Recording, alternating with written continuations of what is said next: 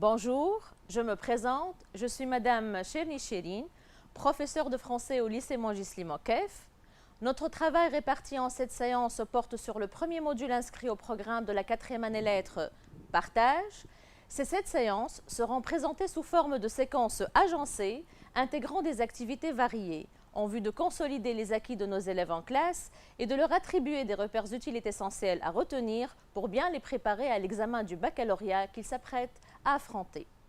Nous espérons que ce modeste travail aura l'efficacité requise et fournira à nos candidats une révision méthodique.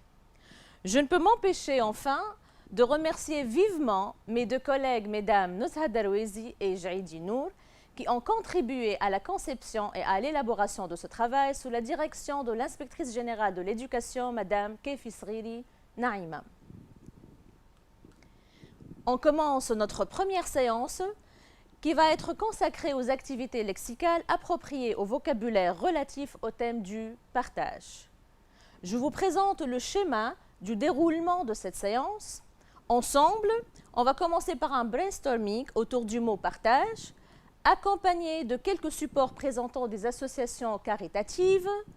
Ensuite, nous faisons des exercices qui portent sur quelques notions lexicales fondamentales comme la synonymie, l'antonymie et la polysémie, autour toujours du thème du partage. Et on clôturera avec une citation célèbre de Claude Lelouch. Partage, le partage. Qu'est-ce qu'on partage avec autrui? Que partage-t-on avec l'autre? En effet, on partage avec une autre personne un sentiment, une émotion, une sensation ou une valeur humaine, une vertu, un idéal commun, un principe. Aussi, on peut partager des goûts, des préférences et des passions. Également, on peut partager avec l'autre une opinion, un point de vue, un avis, ou alors une situation. On partage la même situation avec un groupe de personnes. Également, on peut partager un bien matériel. On va voir maintenant en détail. On va commencer par le partage d'un sentiment. On parle dans ce cas d'un sentiment mutuel, réciproque entre les êtres humains, tel le sentiment de l'amour, la joie, la nostalgie, l'affection, ou bien la haine, la peur, les angoisses, le malheur. On peut partager avec autrui des sentiments divers. Faites attention à l'emploi du verbe partager plutôt. Partager la joie, le malheur de quelqu'un ou avec quelqu'un. On dit aussi partager la peine, le chagrin ou la souffrance de quelqu'un. Je vous propose quelques verbes synonymes de sens équivalent dans ce contexte au verbe partager. Partager un sentiment, ressentir les mêmes sentiments, compatir à. Je tiens à préciser ici que le verbe compatir a une certaine particularité parce qu'il ne s'emploie pas avec tous les sentiments, mais seulement avec les sentiments marqués par une douleur chargée de souffrance. Par exemple, on dit compatir à la peine, compatir au chagrin, compatir à la souffrance de quelqu'un et non pas compatir à la joie de quelqu'un. Partager un sentiment ne se fait pas uniquement entre les êtres humains, mais il pourrait être porté par une association humanitaire, par les ONG humanitaires. Tel le cas de cette image que vous voyez sur la diapositive des Médecins sans frontières, qui est une association humanitaire internationale d'aide médicale qui intervient pour soigner et soulager les maux des victimes dans les zones rouges et dans les pays sinistrés. On passe maintenant. Partager une émotion, une sensation, comme un plaisir, un désir, une envie de lire, une envie de voyager, une envie de danser, une envie d'écouter la musique, une envie de rêver qu'on peut partager avec l'autre. Partager également le dégoût, la douleur, la colère, l'indignation face à une situation bien particulière, l'inquiétude. Vous avez toujours Médecins sans frontières, l'association humanitaire de laquelle on a parlé tout à l'heure. Partager dans ce cas, c'est éprouver les mêmes émotions. Troisièmement, partager une valeur humaine, un principe, une vertu, un idéal commun, à l'instar de la sincérité, la générosité, l'amour de l'autre, le respect des différences, la tolérance, l'égalité, la justice, la liberté, des valeurs nobles auxquelles aspire l'être humain. Je vous propose ici une explication. Partager dans ce cas, avoir en commun une même vertu. C'est aspirer à un idéal commun. Cet idéal commun auquel aspire l'être humain est un idéal aussi porté par les ONG, comme on a dit tout à l'heure, et aussi par la Croix-Rouge. C'est une fédération internationale qui intervient pour sauver et protéger la vie des êtres humains, particulièrement ceux qui ont subi des conflits armés, des catastrophes naturelles, des catastrophes climatiques ou qui se trouvent dans des situations d'urgence. Elle vise également à appeler, à encourager, à aider l'autre par le moyen des dons. Elle intervient pour ceux qui ont besoin de sa protection et de son assistance. Quatrièmement, partage des goûts et des préférences. On peut partager également des passions, comme la passion pour le voyage, la musique, la lecture, la danse, le cinéma, le théâtre ou encore le sport. Aussi, la passion pour les nouvelles technologies, pour Internet, pour ce monde virtuel. Et là, ça rejoint le module que vous avez en programme, appel à la modernité. Vous voyez qu'il y a un recoupement, un croisement entre les thèmes qui sont inscrits dans votre programme. On parle de partager une passion, la passion pour les nouvelles technologies, pour ce monde moderne de la nouvelle technologie. On passe à cinquièmement, vous voyez ici les images, le partage de la musique, la passion pour la lecture. Cinquièmement, on peut partager aussi une opinion, un point de vue, un avis. Et là, je vous propose une liste de verbes synonymes, de sens équivalent que vous pouvez employer. Partager une opinion, ça veut dire adopter la même opinion, embrasser, épouser les mêmes convictions que, avoir le même point de vue, la même position sur un sujet quelconque. Parallèlement, on peut partager la même situation avec un groupe de personnes ou un peuple. Partager avec un groupe de personnes ou un peuple une situation de guerre, par exemple, de révolution, vivre la colonisation, une catastrophe naturelle, une victoire nationale de l'équipe nationale, la victoire d'un champion, ou une épidémie, comme est le cas suite au coronavirus qui a affecté la population mondiale partageant le même sort. Dans ce cas, on peut parler également de partager la responsabilité d'un acte. Quand on vit une situation de guerre, le peuple il partage la responsabilité de libérer sa nation. Quand on parle d'une victoire nationale, on a la responsabilité de rendre hommage à ce champion ou à cette équipe nationale. Quand on parle d'une épidémie, on a la responsabilité partagée de sauver l'humanité, de soigner, de soulager, d'alléger l'autre. Donc, dans ce sens, on parle de partager la responsabilité d'un acte que vous pouvez remplacer par s'engager pour une cause. Et là, une autre fois, vous voyez qu'il y a un croisement et un recoupement entre les modules inscrits au programme, à savoir le deuxième module que vous avez, l'engagement. On partage la responsabilité, on s'engage pour une cause noble. Septièmement, on peut partager un bien matériel. Qu'est-ce qu'un bien matériel partagé? Un bien matériel pourrait être des richesses, une somme d'argent, un héritage, un logement ou une chambre, de la nourriture aussi.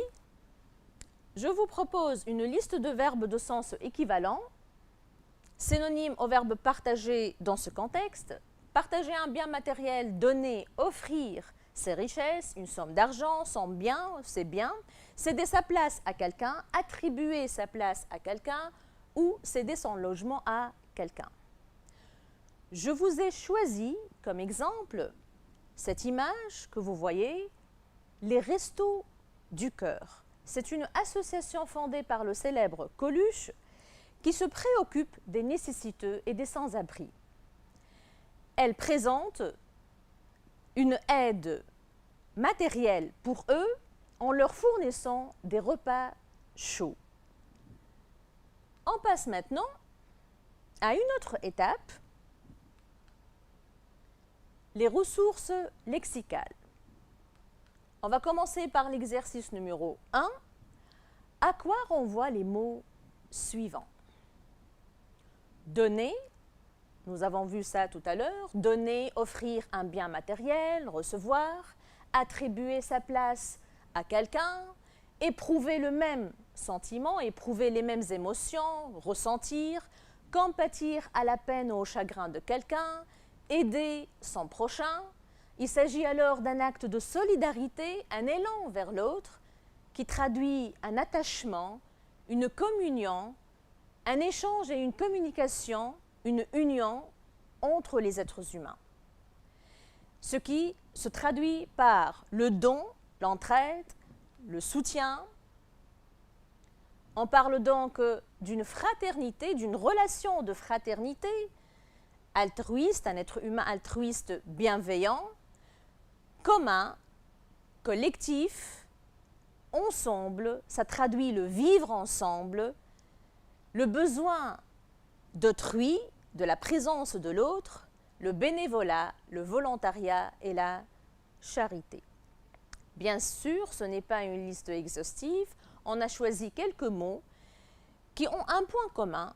Tous ces mots forment ce qu'on appelle le champ lexical du partage, tournent autour du thème du partage. Voilà des mots que vous pouvez trouver dans certains supports qui ont un rapport avec ce module. Maintenant, on va passer à l'exercice 2. Donner les antonymes des termes suivants. On va se servir de quelques termes que nous avons vus tout à l'heure dans l'exercice numéro 1. Bienveillant, l'adjectif bienveillant, la générosité, le verbe aimer, l'adjectif altruiste, l'union, respecter, la concorde, collectif, la tolérance et un accord.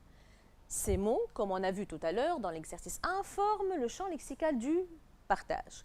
On va essayer d'accorder à chaque terme un antonyme. Bienveillant, vous avez malveillant, on parle d'un être humain malveillant. La générosité, l'avarice. Aimer quelqu'un, détester, haïr, abhorrer quelqu'un. Abhorrer, ça veut dire éprouver une haine illimitée, sans merci. Une haine excessive, si vous voulez. Altruiste, c'est l'amour de l'autre, quelqu'un qui aime les autres. Égoïste, c'est l'amour de soi-même. Union, désunion, il y a une ségrégation, il y a une rupture entre les êtres humains. Respecter, contraire à mépriser, dédaigner, sous-estimer l'autre, le dégrader en quelque sorte. La concorde, la discorde. Collectif, la notion du collectif, contraire individuel, personnel. La tolérance, l'intolérance, accord, le désaccord et le conflit. Vous remarquez ici que ce deuxième champ lexical s'oppose au champ lexical du partage. Il s'agit d'un champ lexical du rejet de l'autre, de l'hostilité envers l'autre. Troisièmement, proposer un ordre croissant aux mots suivants.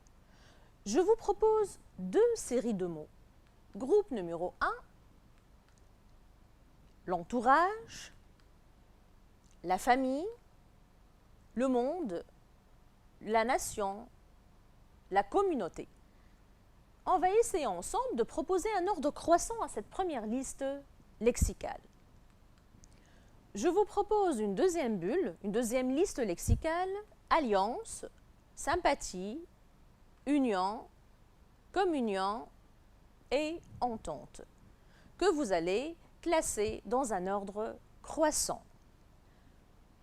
On va commencer par le premier groupe, la première liste lexicale. En effet, la valeur du partage est une valeur qui exige l'existence de l'autre, la présence de l'autre. Cela traduit le besoin de l'autre. Ce besoin naît dans un cadre, en premier lieu dans un cadre restreint, celui de la famille, se développe et se propage après dans l'entourage entre les amis, les copains, les voisins, cet entourage qui se ramifie pour donner la communauté, une communauté qui s'amplifie pour donner la nation qui forme le monde. Entre ces groupes, au sein de cette collectivité, se constitue progressivement une sympathie de l'entente qui évolue pour créer plutôt une alliance qui soude ce groupe, cette collectivité. Cette alliance donne naissance à une union aboutissant à la communion. Quatrièmement, le quatrième exercice, quel sens exprime le mot partage et le verbe partager dans les phrases suivantes? Je vous propose des phrases d'auteur sur lesquelles on va travailler. On commence par la première. La petite fortune de M. Mesura devait être également partagée entre ses deux filles. C'est une phrase de Green. Dans ce cas, partager a le sens de diviser. On parle ici d'une petite fortune, c'est un bien matériel. Deuxième phrase, bien que touchés par un malheur commun, les Français restent autant que jamais partagés. Une phrase de Gide. Partager, dans ce contexte, dans cette phrase, a le sens de effriter, séparer. Les Français restent séparés et effrités, bien qu'ils soient touchés par un malheur commun. Troisième phrase, il gardait le silence partagé entre le désir de courir à elle et l'effroi de lui déplaire. C'est une phrase de Green. Ici, partager entre a le sens de tirailler, déchirer entre, d'une part, le désir de courir à elle et d'autre part, l'effroi, la peur de lui déplaire. Et si il est tiraillé et déchiré entre deux états, entre deux situations, entre deux sentiments. La phrase qui suit, j'ai partagé avec mon grand-père et ma grand-mère des moments merveilleux dans leur minuscule maison de 3 pièces, une phrase de Christian Signol. Le verbe partager dans cette phrase a le sens de j'ai vécu, j'ai passé avec mon grand-père et ma grand-mère des moments merveilleux dans leur minuscule maison de 3 pièces. Vous voyez que le verbe partager et le substantif partage varient selon l'expression ou la phrase dans laquelle il est employé. Je partage ton malheur, cher ami, il s'agit d'un partage de sentiments. Je compatis à ton malheur, je plains ton malheur, je prends part à ton malheur. Voilà une série de verbes que vous pouvez employer avec une locution verbale qui ont le sens de partager un sentiment. Nous partageons les mêmes peines et soucis. Nous avons ici partageant, vous pouvez le remplacer par nous avons les mêmes peines et soucis. Nous endurons les mêmes peines et soucis. On a ici le sens de l'endurance face à une émotion, à une situation pénible, les peines et les soucis qui traduisent l'inquiétude.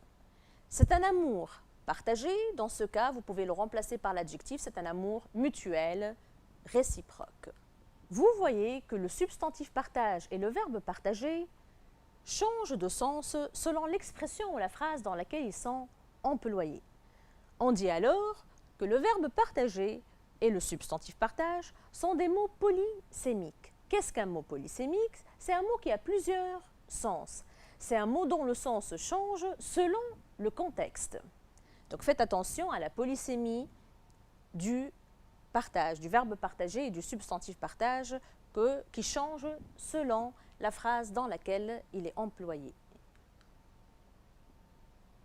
On clôture notre séance avec une citation célèbre de Claude Lelouch, « Le monde du partage devra remplacer le partage du monde ».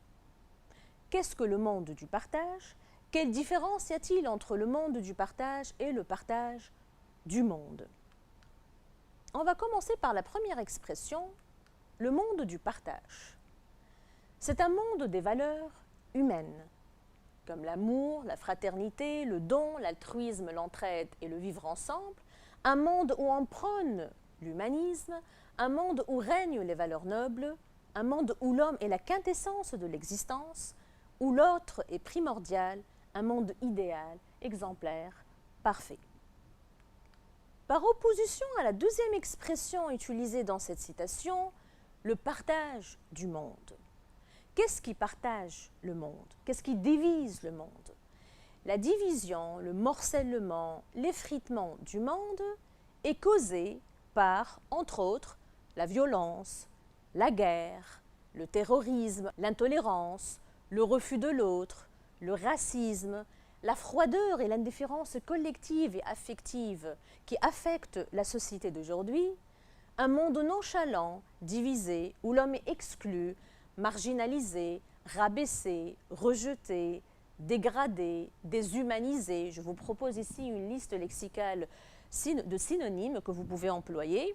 Un monde où l'homme est réduit au néant. Un monde dépourvu de valeur. Vous remarquez qu'il y a deux visions antithétiques, paradoxales du monde. D'une part, un monde idéal, exemplaire, parfait, où l'homme est la quintessence de l'existence. D'autre part, un monde dépourvu de valeur, un monde où l'homme est rabaissé, déshumanisé, réduit au néant. Voilà deux visions antithétiques, paradoxales, qui résument parfaitement bien ce que endure l'humanité. Une humanité qui oscille entre les valeurs humaines et entre l'anéantissement. Cette vision paradoxale nous amène à se poser les questions suivantes. Le comportement de l'homme moderne correspond-il à cet idéal ou sommes-nous gelés dans une cellule témoignant d'un hiver affectif? Qu'en est-il du vivre ensemble dans la société d'aujourd'hui? Sommes-nous aujourd'hui réactifs, attentifs à l'appel d'autrui? Sommes-nous aujourd'hui attentifs à l'appel de l'autre? Sommes-nous aujourd'hui solidaires avec l'autre?